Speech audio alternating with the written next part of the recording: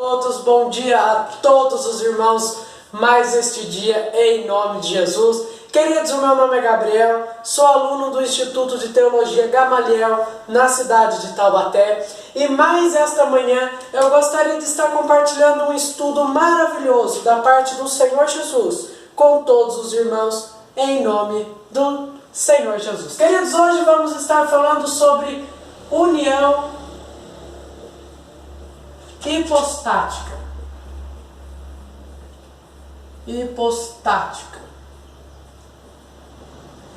Hoje vamos estar falando sobre união hipostática.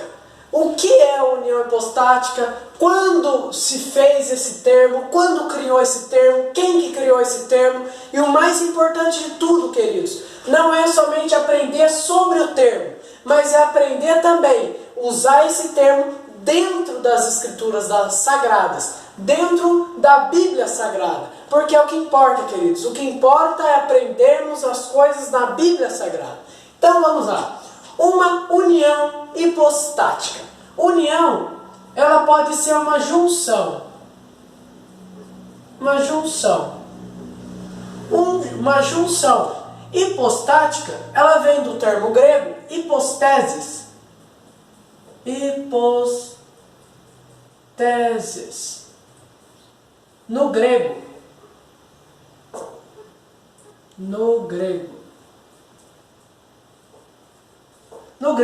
Que significa pessoa.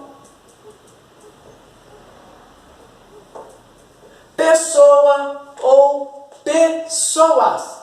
Então, uma união hipostática é o termo utilizado para designar, para falar sobre uma junção de pessoas. Quantas pessoas? Duas pessoas ou duas naturezas. Quais naturezas? A natureza divina, o divino e o natural. Esse termo, união hipostática, ele é o termo utilizado para estar falando sobre a junção de duas pessoas ou duas naturezas. O divino e o natural. A natureza divina e a natureza natural. 100% divino, 100% Deus e 100% homem. Quem é 100% Deus e 100% homem? Vamos com a base bíblica aqui, Filipenses 2 e 6. Filipenses 2 e 6 e Filipenses 2 e 8. 2 e 8. 100% divino e 100% natural. Quem foi 100% divino e 100% natural? O Senhor Jesus. Jesus, ele é a junção perfeita do divino e o natural. Jesus, essa união hipostática, esse termo criado no ano 400, olha só, vou pôr informações aqui, queridos, acerca deste termo, quando foi criado e aonde foi criado. Bom, união hipostática. Esse termo foi criado no ano 451, no concílio de Calcedônia.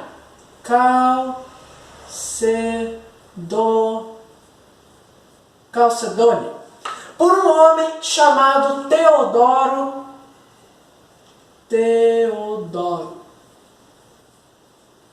Vou pôr só Teodoro, mas o nome dele é Teodoro de Mapsuétia. Então, no ano de 451, foi-se feito um concílio, ou seja, uma reunião acerca de Cristo, acerca de falar sobre cristologia, falar sobre a natureza de Jesus. Eles se juntaram no ano 451 para estar falando mais sobre esse grande Deus, o Senhor Jesus Cristo. Bom, nesta reunião que aconteceu na Calcedônia, na cidade de Calcedônia, na Ásia Menor, foi se discutido, entre outros assuntos, sobre cristologia, sobre Jesus. Então, este homem, Teodoro de Mapsuétia, que foi um bispo, escritor ortodoxo, ele era católico ortodoxo, ele era um bispo, escritor ortodoxo e bispo, Teodoro de Mapsuétia. Ele chega com esse termo, união hipostática, no meio da reunião. Ele chega e ali, queridos irmãos, nessa reunião se encontravam os principais líderes do catolicismo romano, do catolicismo ortodoxo e do protestantismo. Essas três igrejas reunidas para estar falando sobre Cristo, para estar falando sobre Jesus. Então, Teodoro, esse bispo ortodoxo, chega com esse termo, união hipostática. O concílio gosta e eles aprovam esse termo acerca do Senhor Jesus, acerca das duas naturezas do Senhor Jesus. Queridos, Jesus, ele foi o único, não haverá outro. Jesus, ele foi o último, ele foi o único, 100% divino e 100% natural. O Senhor Jesus Cristo, ele juntou esses dois. O Senhor Jesus não é somente o noivo da igreja, mas o Senhor Jesus tem dentro dele próprio o casamento perfeito. Jesus, ele é o casamento perfeito, porque ele conseguiu juntar a natureza divina com a natureza natural. Então, Jesus Cristo, dentro dele, ele tem o casamento perfeito. Ele é o casamento. Ele não é somente o noivo, mas ele é o casamento perfeito entre a igreja e o divino, a igreja e Deus. Vamos continuar o estudo em nome do Senhor Jesus. Então, queridos, os irmãos entenderam que união hipostática trata-se do termo entre duas naturezas. Vou deixar essas informações aqui. Bom, dentre outras narrativas sobre Jesus, que vai trazer essas duas tempestade e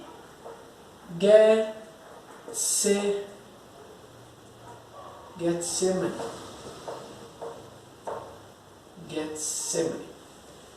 Queridos, dentre outras narrativas bíblicas acerca das duas naturezas de Cristo, a natureza divina, vou pôr aqui, divino e o natural. Divino e o natural.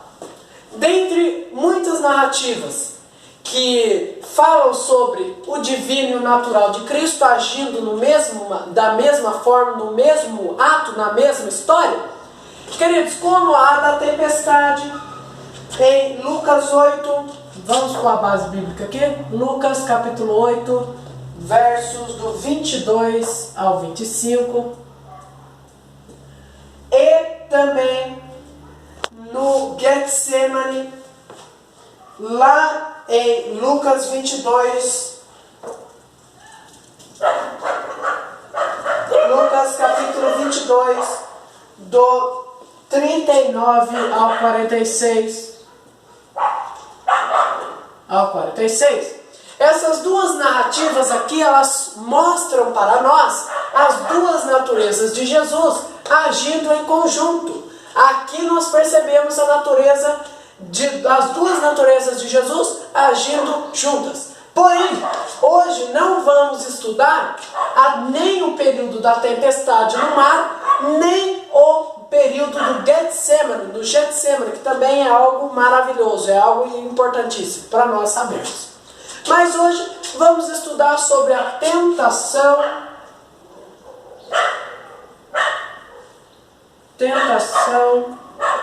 no deserto, que está em Lucas 1, Não, Lucas capítulo 4, perdão,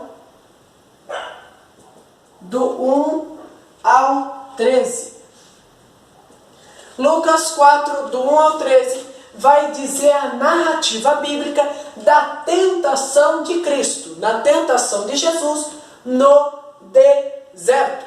Dentre outras, essa daqui será a que nós vamos estudar hoje, a tentação no deserto.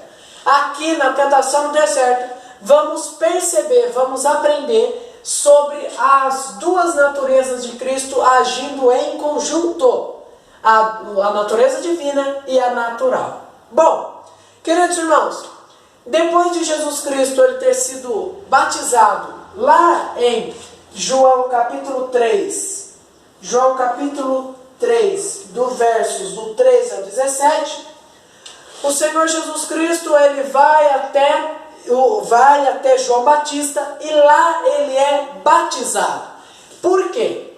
Dentre outros assuntos, dentre outras modalidades, o Senhor Jesus Cristo ele é batizado para se revelar. Como assim, Gabriel? Jesus Cristo ele era o Messias.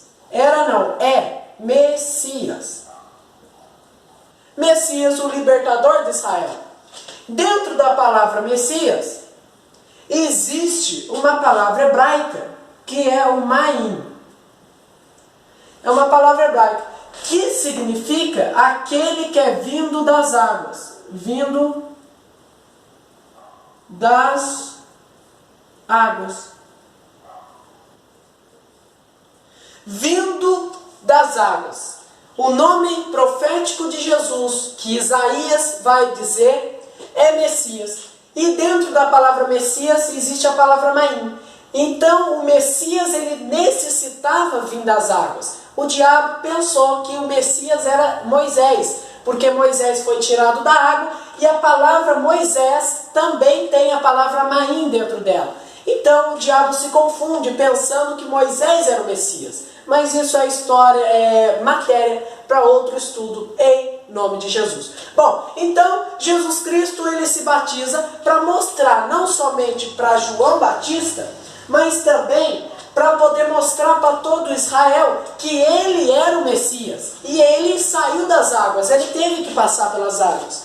Queridos, em João capítulo 1, versos 31, João Batista ele vai dizer que ele batizava para estar encontrando o Messias e revelando o Messias ao povo de Israel. Quando Jesus Cristo ele é batizado, o Espírito Santo desce sobre ele, desce sobre Jesus e permanece em cima de Cristo, permanece em cima de Jesus, assim comprovando que ele era o Messias. Por quê? Porque todas as pessoas que João Batista, que era primo de Jesus, João Batista batizava, todas as pessoas, o Espírito descia, a pessoa era batizada, o Espírito descia e depois voltava. Quando Jesus foi batizado, o Espírito desceu e permaneceu. Ou seja, confirmando que ele era o Messias, que ele era o enviado e era o Cristo. E era o Filho do Deus Altíssimo. Agora vamos estar falando sobre a tentação. A tentação. A tentação. Bom, essa narrativa, ela está descrita em Mateus capítulo 4, do 1 ao 11. É importante nós colocarmos a base, queridos. Marcos capítulo 1, 12 e 13.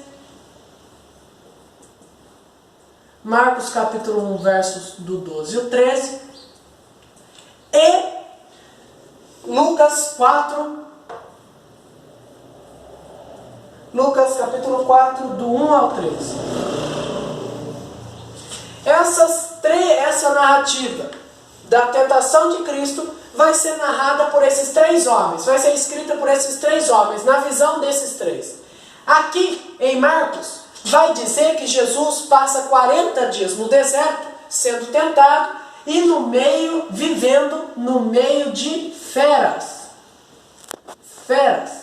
E aqui em Lucas vai dizer que Jesus fica 40 dias sendo tentado no deserto. Então, não foi somente 3 tentações, queridos. Foram 40 dias de tentações diárias. Mas nós vamos entender, nós vamos estudar somente as últimas 3 tentações de Cristo. As últimas 3 tentações, que é a que vão ser narrada para nós. É o que esses homens vão estar descrevendo sobre Cristo e é o que vamos estudar. Então, Marcos capítulo 1, versos do 12 ao 13, vai dizer que Jesus ele estava no meio de feras. Jesus ele estava vivendo no meio de feras. Por quê? Olha só que interessante. Jesus Cristo ele não sabia viver em meio de feras. Por quê? Porque ele era Deus. Ele veio como 100% homem. Ele veio 100% homem. Então, o crescimento de Jesus foi sendo gradual. Jesus foi crescendo gradualmente. Então, ele tinha que aprender a viver no meio de feras. Quem que são essas feras? São as pessoas. Pessoas.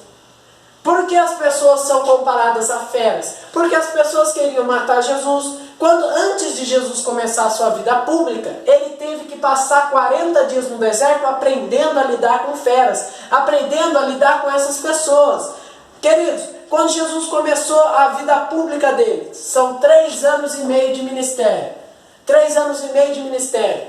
As pessoas tentaram matar ele, tentaram perseguir ele, queriam arrebentar ele, queriam acabar com ele. Então, eram pessoas como feras, queriam matar ele. Então, ele passa esses 40 dias sendo em jejum, queridos. Olha só, algo interessante. Somente Jesus e Moisés fazem o jejum de 40 dias. Onde está escrito isso? Deuteronômio 9:9. Deuteronômio 9:9. Vai dizer que Moisés, ele passa 40 dias. Pão ele não come e água também ele não bebe. Então esses 2 homens foram os únicos que fizeram jejum de 40 dias. Tentação no deserto. São 40 dias de tentações diárias. São 40 dias sendo tentado pelo diabo, tentado por Satanás, para ele estar aprendendo, estar se preparando. Porque, queridos, antes era um costume judaico, antes de uma pessoa fazer algo muito importante, ela precisava ser preparada. Ela precisava de uma preparação. E como ela fazia isso? Fazendo jejum. Antes de um judeu fazer algo importante, ele oferecia um tempo de jejum a Deus, para que Deus abençoasse. Bom, 3 últimas tentações.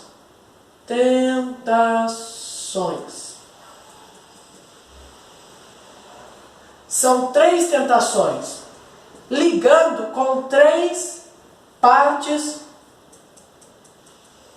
Vou pôr 3 partes do ser humano. 1 Tessalonicenses 5:23. 1 Tessalonicenses 5:23. O homem tem 3 partes: corpo, alma e o espírito.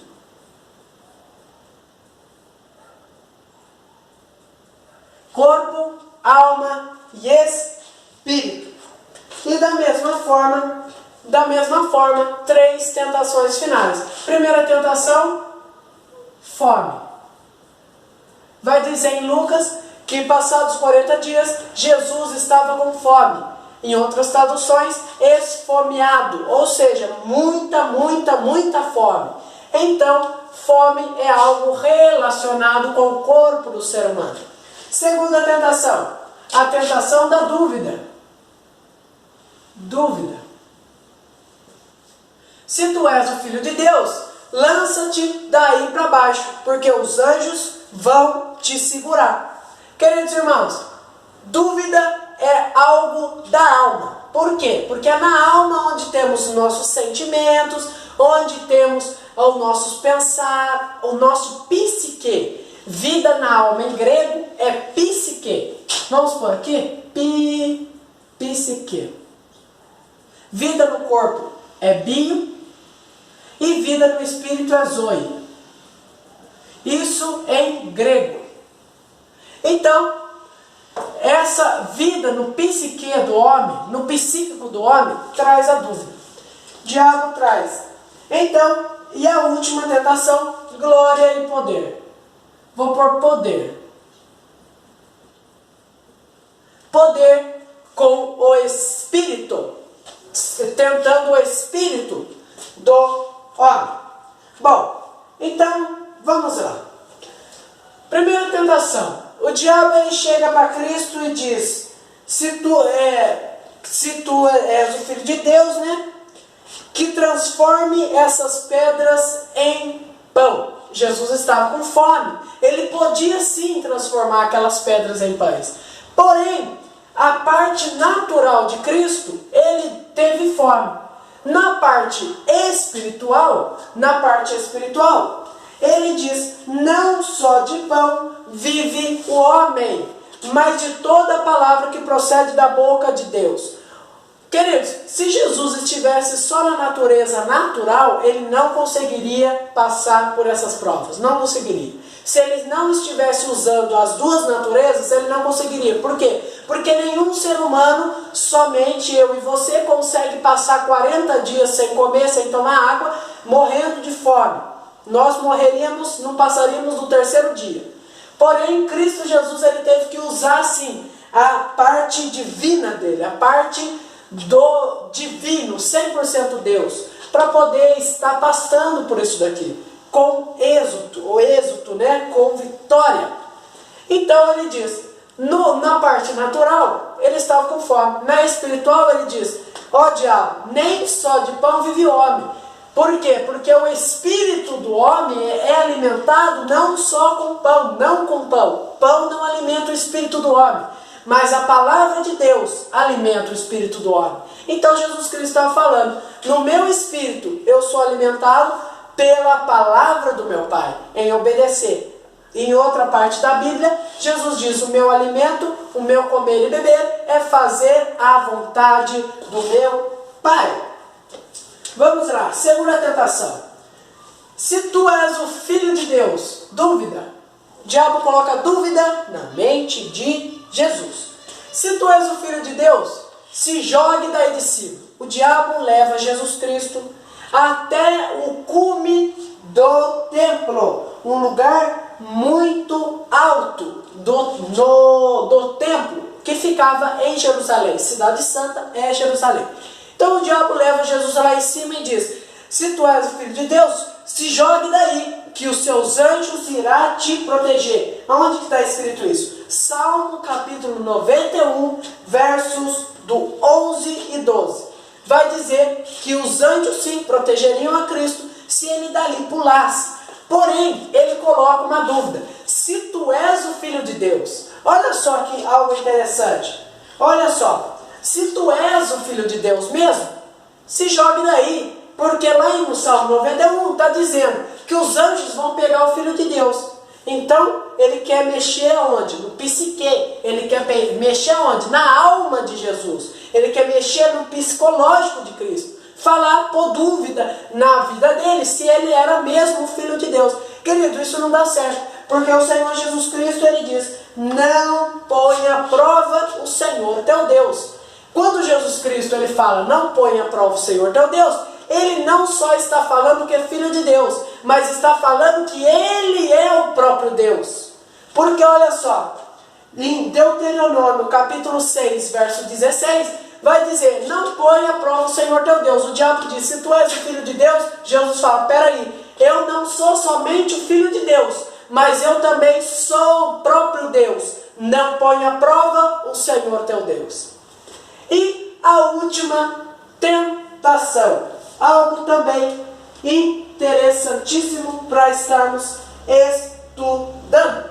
O diabo então leva Jesus a um lugar muito alto e lhe mostra todas as nações da terra. Ele mostra todas as nações da terra.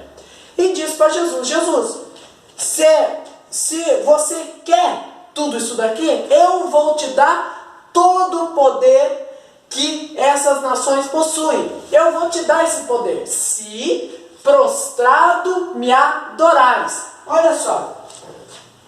Olha só que interessante. Se prostrado me adorares. Vamos para Lucas capítulo 4, verso 5.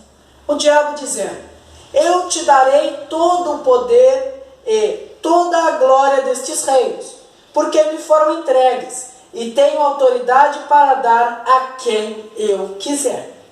Bom, a pergunta que fica: quem é que deu os reinos da terra para Satanás? O nosso amigo Adão.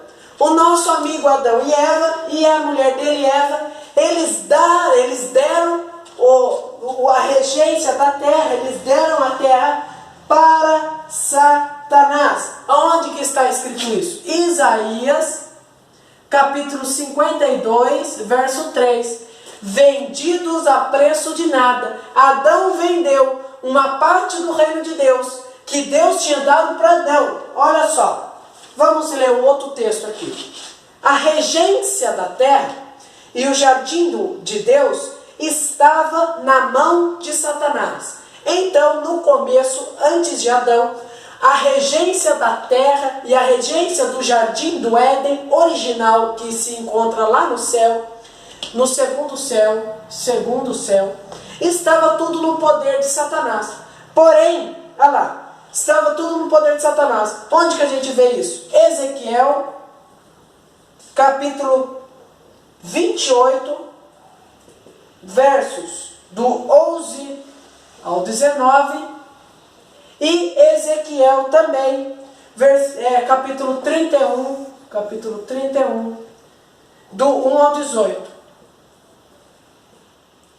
Aqui, nesses dois versículos, vamos perceber a regência e o poder que Satanás tinha. Não somente em reger a terra antes de ser destruída, em Gênesis 1 e 2, mas também que ele cuidava também do jardim de Deus. Então ele já tinha esse poder. Olha lá. Porém, com sua desobediência, ele perde esse poder, ele perde essa regência dos reinos da terra. Apocalipse 12, 9, ele é lançado aqui na terra por causa da sua desobediência.